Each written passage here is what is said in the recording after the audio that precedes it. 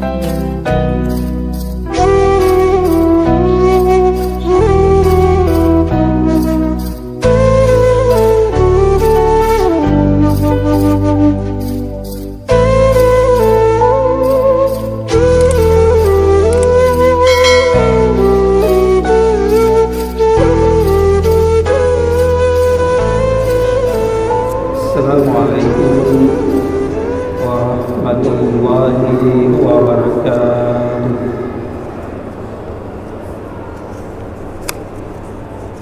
Alhamdulillah rabbil alamin,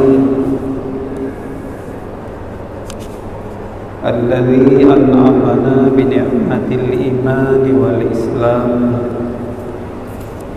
Asyhadu an la ilaha illallah wahdahu la syarika lah, wa asyhadu anna sayyidana Muhammadan abduhu wa rasuluh. Allahumma salli wa sallim wa barik ala sayyidina Muhammad wa ala alihi wa ashabihi ajma'in, amma ba'd. Baiklah hadirun wal hadirat rahimakumullah, kaum muslimin, Bapak Ibu jamaah maghrib serta para pendengar dimanapun berada, mari kita awali dengan rasa syukur kita pada Allah Subhanahu wa Ta'ala yang memberikan berbagai kemudahan, waktu, kesehatan, rezeki dan umur. Allah masih memberikan kehidupan sampai saat dan detik ini kepada kita sekalian. Karena itu banyak-banyaklah kita bersyukur kepada Allah dan meningkatkan amal ibadah dalam ruang-ruang waktu-waktu yang Allah berikan kepada kita sekalian. Selawat beriring salam mari pula kita sampaikan kepada Rasulullah sallallahu alaihi wasallam, keluarga dan sahabat beliau sekalian. Tentu di bulan Maulid Rabiul Awal ini itu selalu mengingatkan kita untuk mengikuti contoh keteladanan akhlak dari pribadi Rasulullah, termasuk perjuangan dalam menegakkan agama Allah, syariat di muka bumi ini. Bapak Ibu jamaah yang dirahmati Allah, malam ini kita melanjutkan apa yang kita sampaikan pada malam Ahad malam yang lalu tentang sebuah sifat amanah. Itu amanah ini luas sekali. Pada malam ini kita melihat beberapa prinsip atau rambu-rambu di dalam kita hari-hari berusaha mencari nafkah, mencari rezeki, mencari karunia Allah Subhanahu wa Ta'ala. Paling tidak malam ini kita lihat tiga hal pun nanti kita perluas di dalam bahasannya. Ada beberapa prinsip rambu-rambu di dalam usaha. Yang pertama, dalam setiap usaha, apapun namanya usaha, bekerja, lain-lain, tidak boleh adanya sifat dharar. Dharar artinya memberi mudarat pada orang lain, atau juga memberi mudarat kepada diri sendiri. Karena Rasulullah dalam hadis beliau itu bersabda, la darara wa la dirar, rawahu Malik wa Ibnu Majah. Jangan atau tidak boleh memberi mudarat terhadap diri sendiri, dan tidak boleh memberi mudarat kepada orang lain dalam kita beraktivitas, mencari, berusaha hari-hari di dalam kehidupan ini. Pak Ibu sedang jamaah yang dirahmati Allah Subhanahu wa ta'ala, darar ini juga dari hadis ini melahirkan kaidah yang sama, la darara wa la dirara. Tidak boleh, jangan memudaratkan diri sendiri, dan jangan pula memberi mudarat kepada orang lain. Baik kita yang senang, tapi orang lain terzalimi, orang lain merasa kehidupannya tertekan, diskriminasi.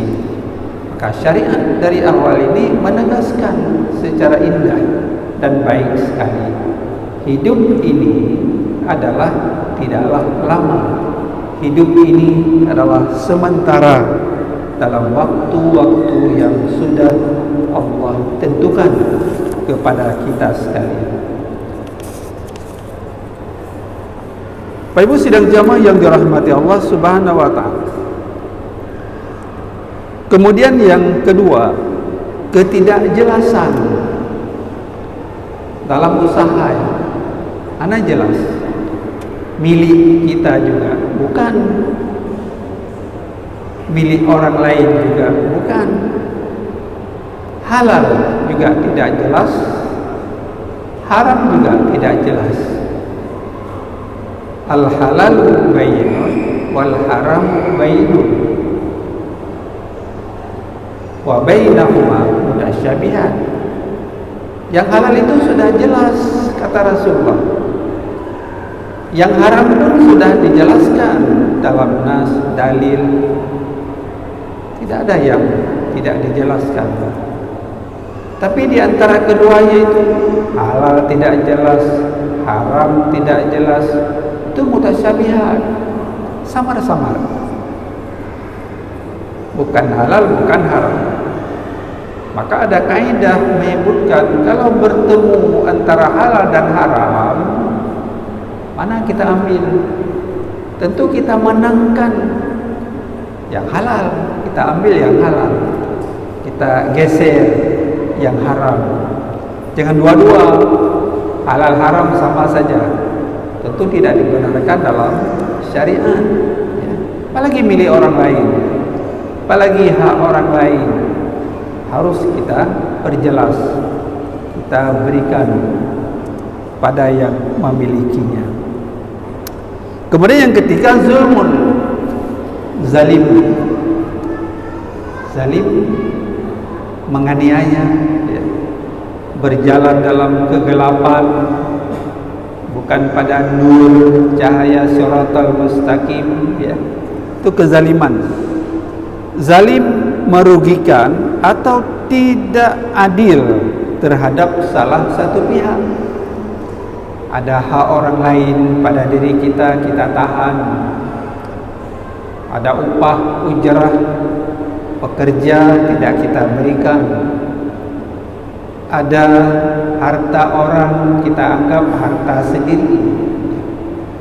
Seorang suami menyia-nyiakan keluarga, tidak memberi nafkah istri dan anak, juga termasuk zulm, kezaliman. Apalagi merampas hak rakyat, sungguh sangat zalim, zulmun azim, kezaliman yang besar. Di dalam Al-Quran, kata zulmun, kata zalim ini disebutkan 289 kali. Banyak disebutkan dalam Al-Quran. Artinya apa? Ini menunjukkan penting untuk diperhatikan. Jangan kita menerobos kezaliman ya. Prinsip-prinsip kezaliman, menganiaya orang lain, menyiksa orang lain, mendiskreditkan orang lain, merampas haknya, mengambil hartanya dan sebagainya. Tidak boleh, maka ini kejam namanya kan? Kejam. Tidak pri kemanusiaan dalam kehidupan ini. Bapak Ibu sidang jamaah yang dirahmati Allah Subhanahu wa taala. Di dalam beberapa penjelasan, catatan, maka disebutkan kezaliman itu di dalam kitab, di dalam kitab Al-Kabair karya Imam Az-Zahabi. Beliau menjelaskan ada tiga macam kezaliman. Ada tiga macam kezaliman kepada sesama manusia ini yang tidak boleh dilakukan. Yang pertama, beliau menyebutkan memakan harta atau hak orang lain secara batil. Batil artinya kan tidak ada nilai. Kalau dalam fikih, kalau salat itu batal, wudu itu batal, berarti untuk melakukan salat itu kan tidak boleh. Sudah batal wudu, untuk melangkah kepada pekerjaan selanjutnya salat itu tidak diterima karena tidak ada wudu. Maka dalam beberapa hal disebutkan batal itu tidak ada nilai, baik pengaruh amal perbuatan itu terhadap diri kita di dunia ini hampa, sia-sia, maupun dalam hubungan perbuatan amal kita nanti untuk hari akhirat, ukhrawi, pahala, ada pahala. Karena pekerjaan kita itu sia-sia, batal ya. Batal di dalam Al-Quran ini disebutkan 36 kali. Misalnya wala talbisul haqqa bil batil,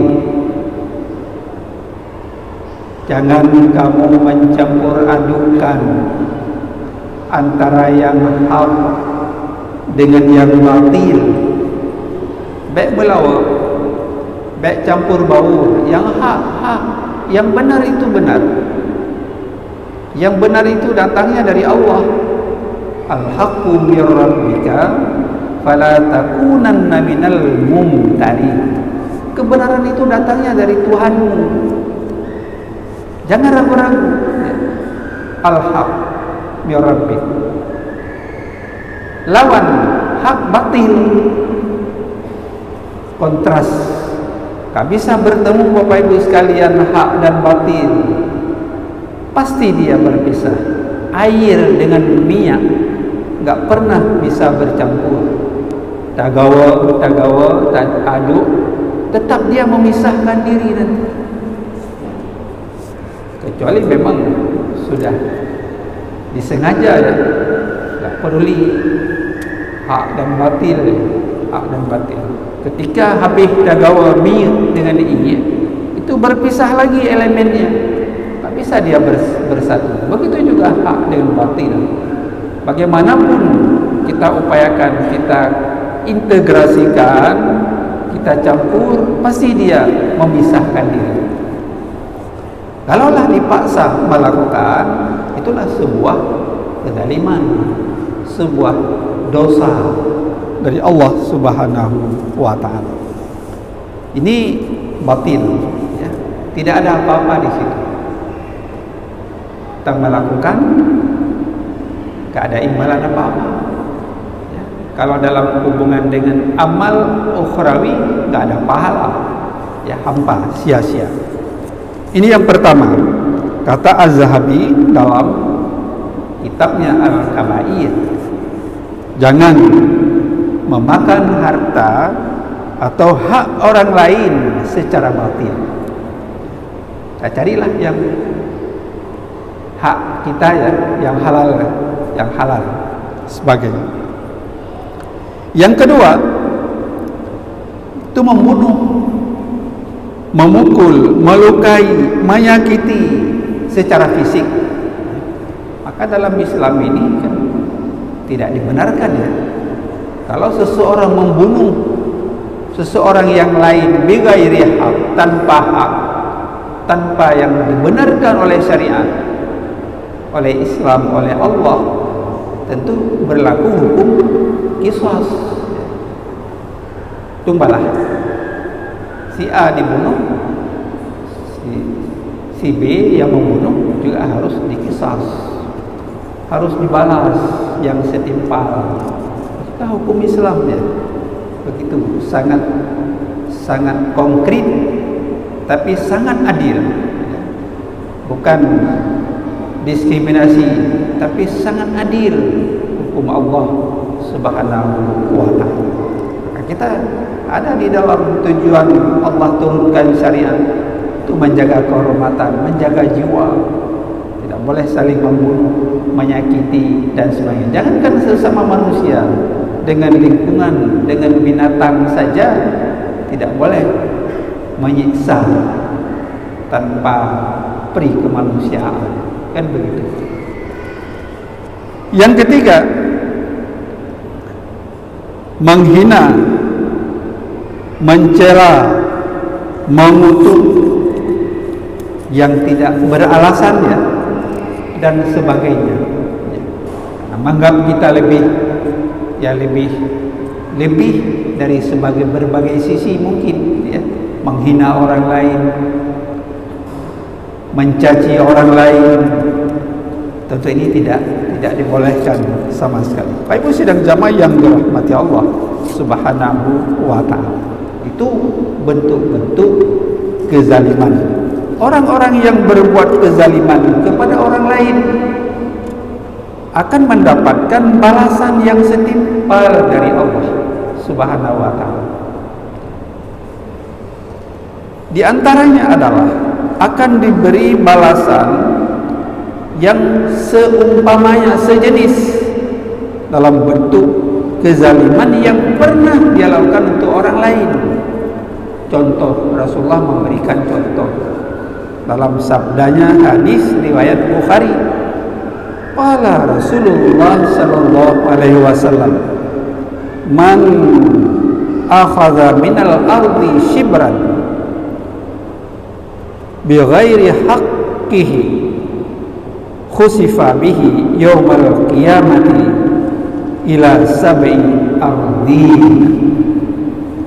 Apabila atau barang siapa, kata Rasulullah, mengambil sejengkal saja tanah milik orang lain, sejengkal saja, man akhaza minal ardi shibran, sejengkal saja tanah orang lain di bumi ini tanpa hak, maka nanti pada hari kiamat, ya, Allah menenggelamkannya sampai ke dalam bumi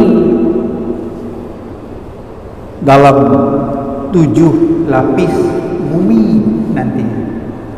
Jadi yaumil kiamati ila sab'i ardhin, sejengkal saja shibran, kata Rasulullah, milik orang lain tanpa ridhanya, atau dalam arti kata merampas miliknya. Itu Allah akan menenggelamkan nanti di hari kiamat ke dalam 7 lapis bumi. Naudzubillah, summa naudzubillah. Ini hadis riwayat Bukhari. Bapak Ibu sedang jamaah sekalian, orang yang berbuat zalim juga akan terancam mendapat doa buruk, doa hanaget dari orang yang dizaliminya. Padahal kita mengetahui bahwa orang yang terzalimi termasuk dalam 3 golongan yang mustajabah doanya. Orang terzalimi, di mana-mana pun orang terzalimi pasti berakibat.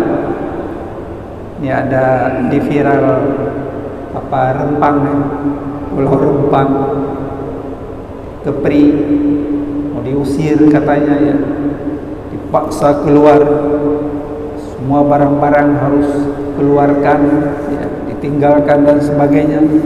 Jadi itu doa orang terzalimi cepat dikabulkan oleh Allah Subhanahu wa taala. Rasulullah mengatakan, wattaqi da'watal mazlumi fa inna da'watal mazlumi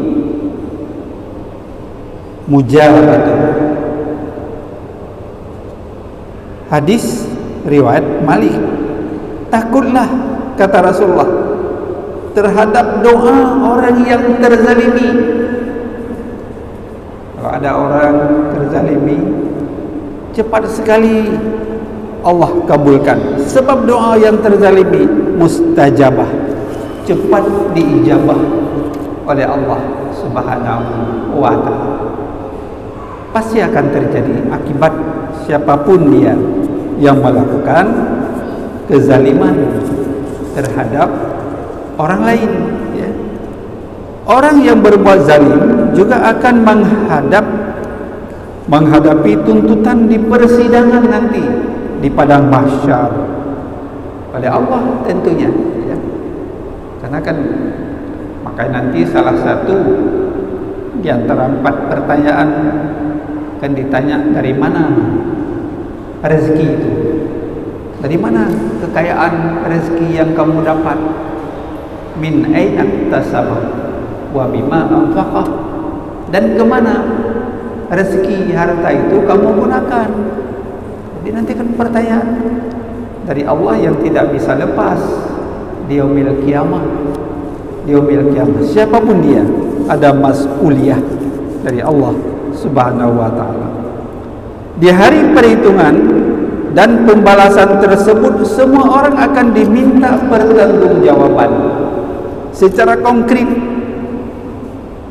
Innallaha sari'ul hisab. Perhitungan Allah itu cepat sekali. Tidak perhitungan seperti kita sekarang ini, otak-atik, hitung-hitung nominal ya, tekan angka dan sebagainya ya. Tapi nanti otomat IT berjalan sendiri. Jadi terkeluar ya hitungan sendiri. Sari'ul hisab, cepat sekali perhitungan Allah Subhanahu wa ta'ala.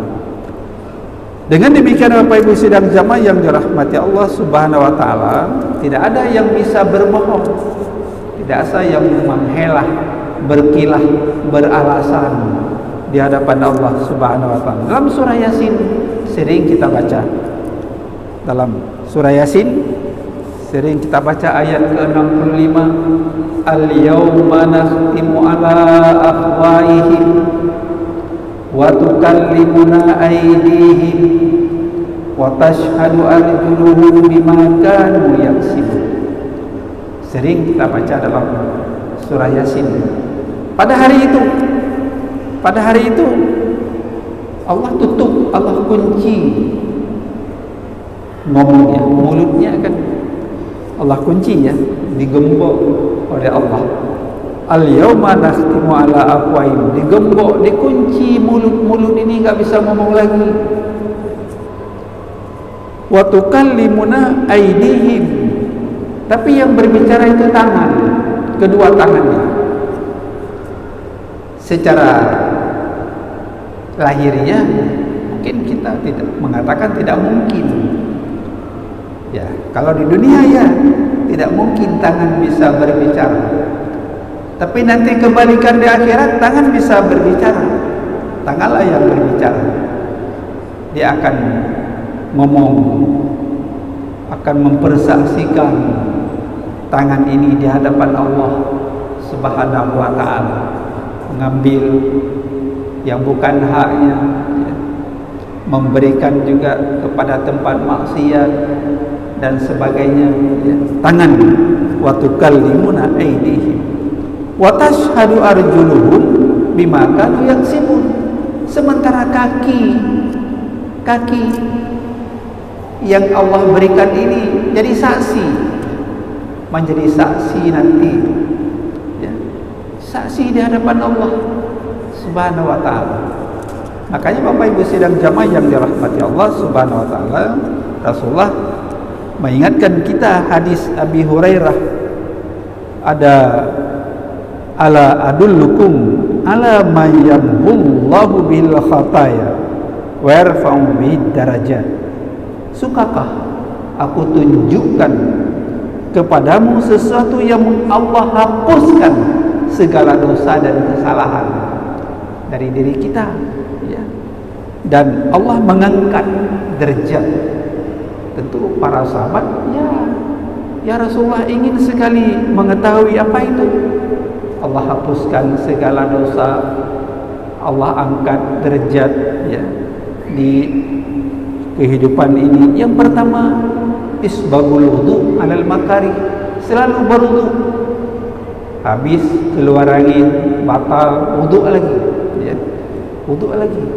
Bagus ada wudu pada diri kita. Kita bersih selalu, suci selalu, ya, dengan taharah. Yang kedua, wa kasratul khuta ilal masajid, memperbanyak langkah ke masjid. Kan itu jadi saksi nanti di hadapan Allah. Kemana langkah hari-hari kita gerakkan, ya, kemana lebih banyak, ke tempat ibadah atau ke tempat yang laga, ya. Kaki jadi saksi nanti di hadapan Allah. Ini Al-Quran, Allah sendiri yang mengatakan seperti itu. Kata ini sifatnya. Jadi semua ayat-ayat Al-Quran kan kata ini sifatnya, karena datangnya dari Allah Subhanahu wa ta'ala.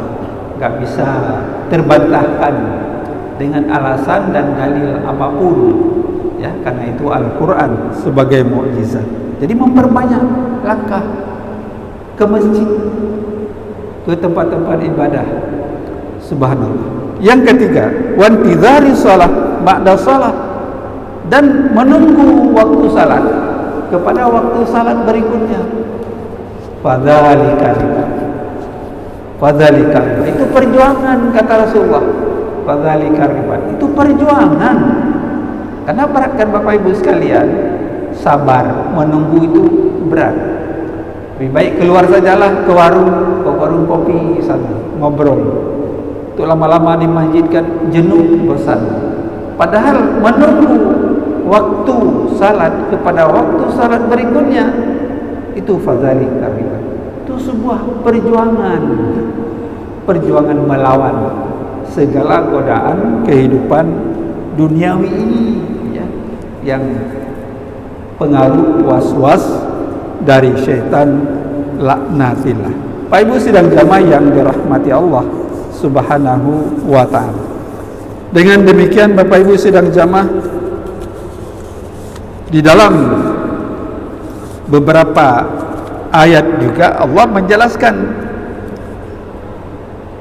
ya ayyuhalladzina amanu la ta'kulu amwalakum bainakum bil batil illa an takuna tijaratan antara minkum.